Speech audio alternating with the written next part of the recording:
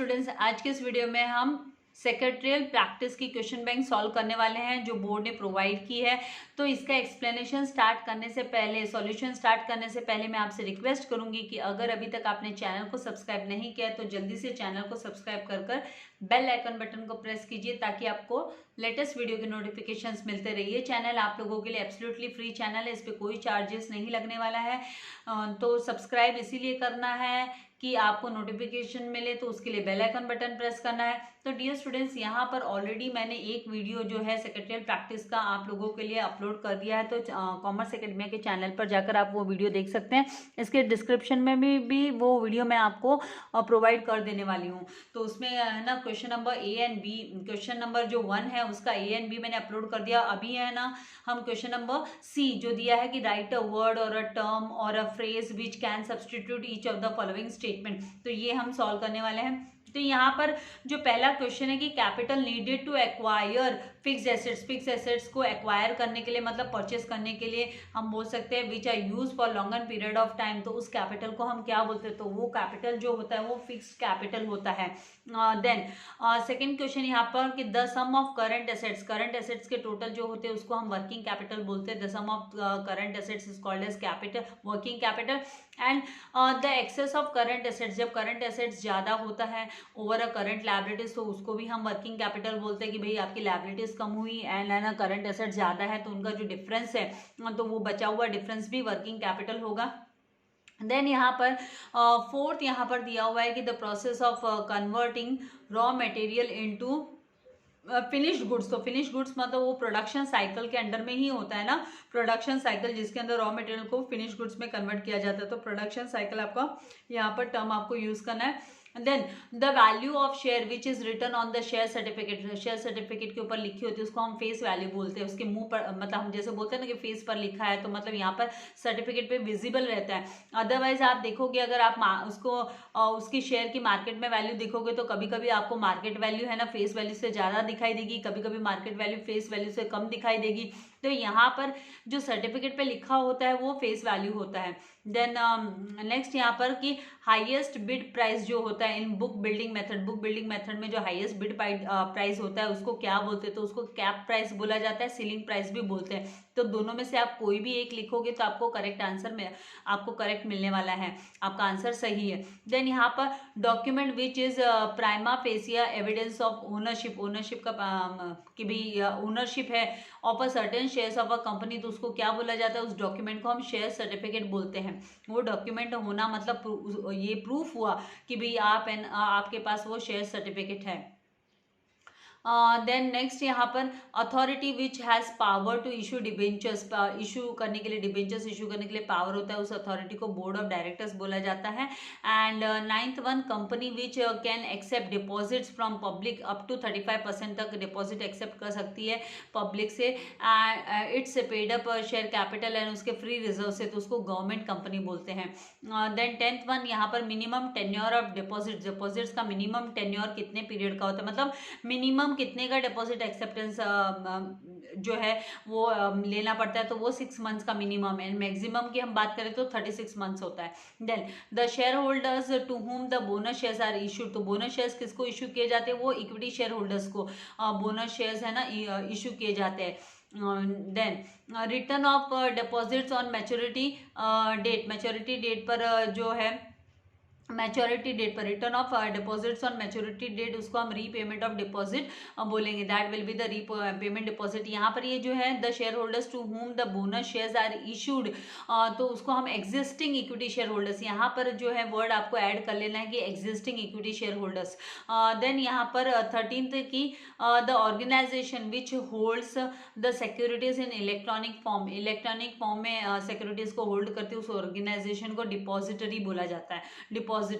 Then 14th, this process converts securities into electronic form from physical form, physical form से electronic form में convert करते हैं, उसको हम रीमेट बोलते हैं, रीमेट इनटू इलेक्ट्रॉनिक फॉर्म में कन्वर्ट किया जाता है फ्रॉम फिजिकल फॉर्म से, तो उसको रीमिट बोला जाता है। Then this means securities are without distinctive identity number नहीं दिया जाता है, उसको फंजिबिलिटी बोला जाता है, that is fungibility. And the meeting where final dividend is declared, वो annual general meeting AGM, annual general meeting, आपको इसके लिए नाम लिखना है, एनुअल जनरल मीटिंग AGM में डिविडेंड डिक्लेयर किया जाता है, final dividend. And 17th one यहाँ पर कि dividend declared between two annual general meetings, दो एनुअल जनरल मीटिंग्स के बीच में जो डिविडेंड डिक्लेयर किया जाता है उसको इंट्रीम डिविडेंड बोला जाता है, that is called as interim dividend. Then 18th यहाँ पर है कि a market which is exclusively deals with the new securities, new issue of securities, नए सिक्योरिटीज को लेकर एक्सक्लूसिवली उसके लिए इशू किया जाता है, तो वो primary market and new issue market भी हम उसको बोलते हैं। एक्सक्लूसिवली डील करता है न्यू सिक्योरिटीज से, न्यू इश्यू ऑफ सिक्योरिटीज से, उसको प्राइमरी मार्केट, नहीं तो हम उसको न्यू इश्यू मार्केट भी बोलते हैं। देन नेक्स्ट यहाँ पर कि a specific place where trading of securities, trading होती है सिक्योरिटीज की, is arranged in organised method, organised method में, सिस्टमेटिक मेथड में अरेंज की जाती है, तो वो शेयर मार्केट है। शेयर मार्केट में प्लेस है जहाँ पर है ना ट्रेडिंग मतलब बाइंग एंड सेलिंग होता है शेयर्स का, इक्विटी शेयर्स का हो, प्रेफरेंस शेयर्स का हो, तो वहाँ पर ट्रेडिंग की जाती है, कमोडिटीज की ट्रेडिंग वगैरह, तो वो शेयर मार्केट में होती है। देन 20th यहाँ पर है कि the first stock exchange to be recognised by the Indian government, Indian government ने जो फर्स्ट स्टॉक एक्सचेंज सेटअप किया, रिकॉग्नाइज किया under the securities contracts regulation act के तहत, तो वो बॉम्बे स्टॉक एक्सचेंज है, जिसे हम BSE बोलते हैं, बॉम्बे स्टॉक एक्सचेंज। तो आई होप यहाँ तक आपको ये जो टर्म्स है ये समझ में आ गए कि कैसे आपको लिखना है, वन वर्ड कैसे सब्सटीट्यूट करना है। अगला जो क्वेश्चन है वो है state whether the following statements are true और फॉल्स। तो finance is related to money and money management, finance जो है रिलेट करता है मनी से और मनी को कैसे मैनेज करना है, तो ये कॉर्पोरेट फाइनेंस का काम है, तो यहाँ पर ये ट्रू स्टेटमेंट हुआ कि yes it is true.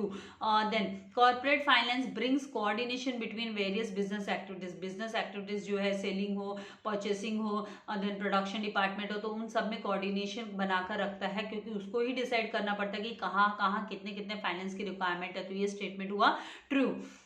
Then fixed capital is also referred as a circulating capital, तो फिक्स कैपिटल को हम सर्कुलेटिंग कैपिटल नहीं बोलते, सर्कुलेटिंग कैपिटल होता है वर्किंग कैपिटल, तो यहाँ पर ये जो स्टेटमेंट है वो फॉल्स स्टेटमेंट हो गया। देन